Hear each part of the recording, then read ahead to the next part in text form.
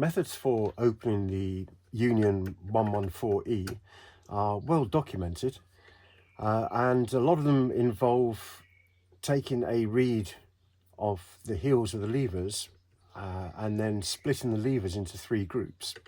So you will have an A pin, a B pin or a C pin correlating to different height levers in the lock itself. And they obviously involve using a plasticine reader key like this. So once the reader key's in there and you've taken a reading, you're then open to interpretation for those marks as to what's actually inside the lock. The 114 seems to give quite reliable and consistent marks, whereas the 114E, which is the open face levers, they can sometimes give you slightly ambiguous readings on the plasticine, and you will then find yourself possibly loading your pin and cam tool up with the wrong lever heights. What I've done is used the GJ Locks ERA Fortress strong bolt and Yale decoder, and when you insert it into this lock, you get three different types of feedback from this. And that readback can be reliably translated to whether you need to whether you've got an A pin or a B pin or a C pin inside the lock. So if I'm just going to pop that inside there and index it into the front of the lock case, and if I pull this all the way out and rotate it round, there I can see that it's reading roughly a G on the scale there, but also it will rock around to an I, so a G to an I. If I push it in one, now it's just got solid, and it's stopping on the H there, G and a half H-ish. And if I push it in one more time, you can now see that it's gone all the way around to an I and a half, and it rotates just a little bit round to the J. Those are three different types of feedback that I've just received from this. So one is a lot of movement, stopping, and then a lot of movement. The other one is an absolute dead stop. And the third one is a little bit of movement right at the top of the scale there. And that movement correlates to the different pin heights that you need to put into your tool. So let's have a quick look at what we've got. If we look at this sheet here, you can see that the levers inside this particular lock, this Union Chubb lock, the A pin levers that basically leave no mark are the 5152 and the 5A and the 5B. So we can basically say those there are A pin. They don't leave a mark in the plasticine normally. Then you've got the levers that leave a short mark, which are the B pins, which is the 5.3, the 5C, the 5.4 and the 5.5. And then everything beyond that will leave a long mark in the plasticine, which is the 5.6, the 5.7 and the 5.8. And the feedback that I'm getting from this tool correlates exactly to the three demarcations on these lever sets, and I've written it up here on this particular chart here. So if we want to do a decode on these locks without using a plasticine reader key, we can use the GJ Locks decoder for the Fortress that happens to work really well in this. So let's just do a decode on this lock. So if I pull this all the way out and take a reading off that first, you can see that it's doing effectively a G to an I. And on the chart here, a G to an I would equate to a long mark, which means I've got to put a C pin into the pin and cam tool. Let's just put this pad here. So if we're loading up for this lock, we're going to go for a C. The next one in was a dead stop, and that's roughly a G and a half. And you can see that would leave a short mark on the plasticine, which would be a B pin, so CB. And then when we went in one more time, we've got that little bit of movement right at the end there. That's sort of an I and a half to a J, which is equivalent to no mark, which is an A pin. Going one more again, and I've gone back now to having that G and a half. sorry, the G to an I. And the G to an I is going to be a long pin. So that's going to be, a long mark. So that's going to be another long mark. It's going to be another C pin. And then they're an ABA pattern lock. So the last one is going to give me that feedback where it just stops. And there it is. So using that feedback from this tool, if I load the tool up now with a CB ACA, which is exactly what I've done here, and this plasticine read that I took was actually for the for this lock, and you can see that the readings on there on this particular plasticine reader were quite clear, although normally where you don't see a mark, we've actually got a little bit of a mark there, which could be confusing. And then also if we look at the last pin in the lock there, the lever 4 is halfway house between a long mark and a short mark. So this is where the confusion can come in. Whereas using this tool here, I've just managed to very accurately work out what to load in my pin and cam tool. So let's just pop this in. We'll get this lock open. I'm just going to stand up to do this. So we're going to seat, this is the GJ 114 pick. I'm going to seat that under the levers there. Let's tighten the vise up a bit more. And then we're just going to pick our way through this the same way as you would do normally.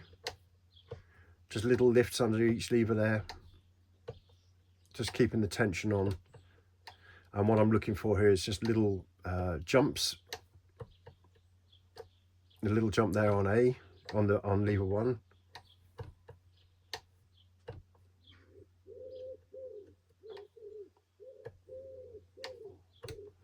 Just working my way through this backwards and forwards, setting these. Let's just try that again. It might just be the way that I seated those. There we go. Let's try again. Yes, there's a little jump there on the first.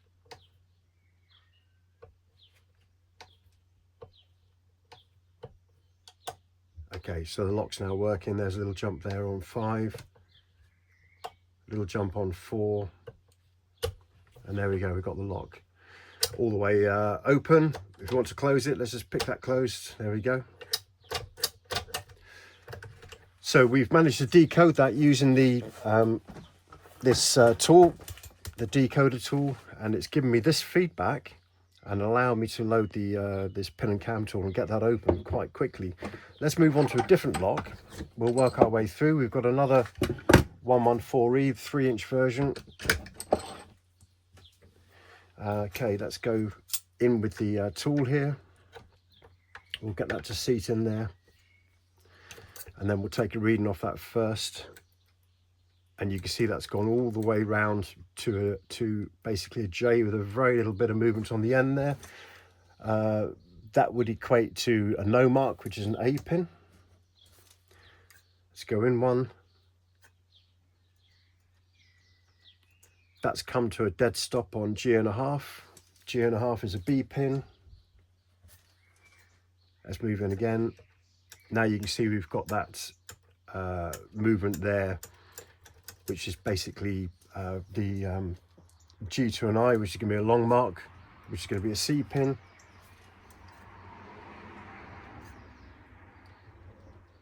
There we've come to a dead stop, which is another B pin.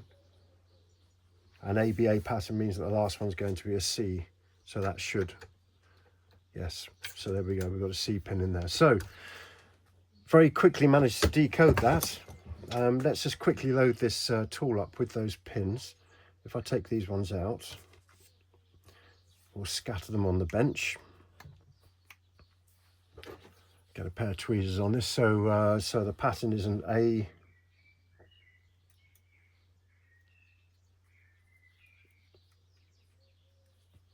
Let's take that one out. Let's take this last one out. There we go. So I've got an A pin, followed by a B pin.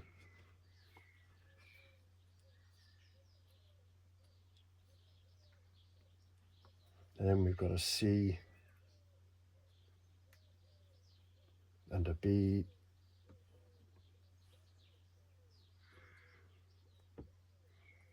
Come on, there you go. A C, a B, and then another C. There we go. So I've loaded that with an A, B, C, B, C. Just get that in there. Excellent. Right, reset the tool. Let's pop that in there. Let's get this one open. There we go. A, 1, 2, 3, 4. Little movement then on 5.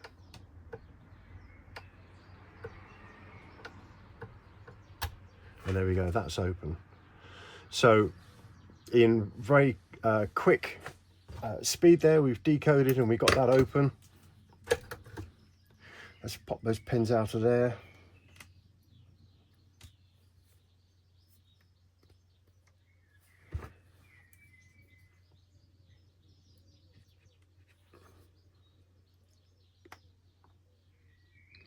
So take that one out of there.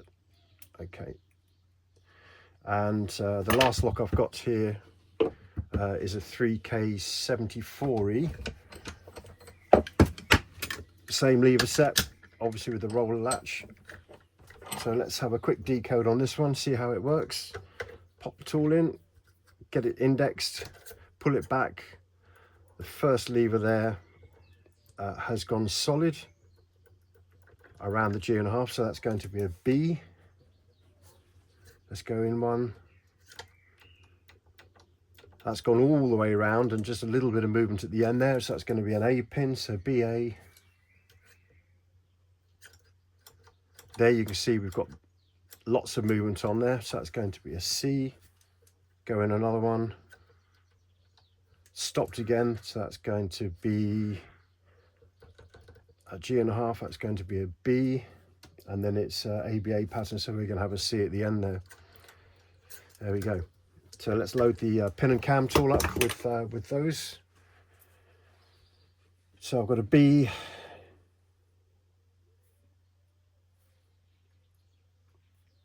I've got an A. Obviously if this was in a door, you would really want to be putting grease into this tool. Then we've got a C.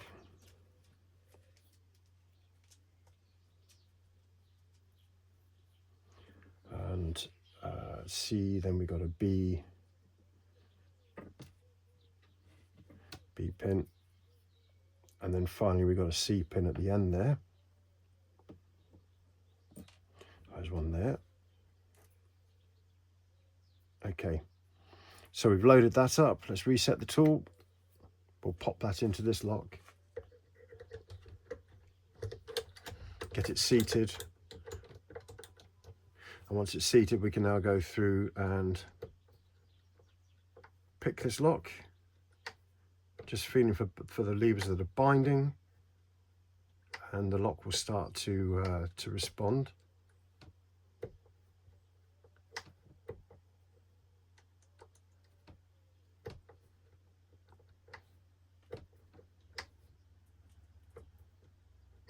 That one's solid.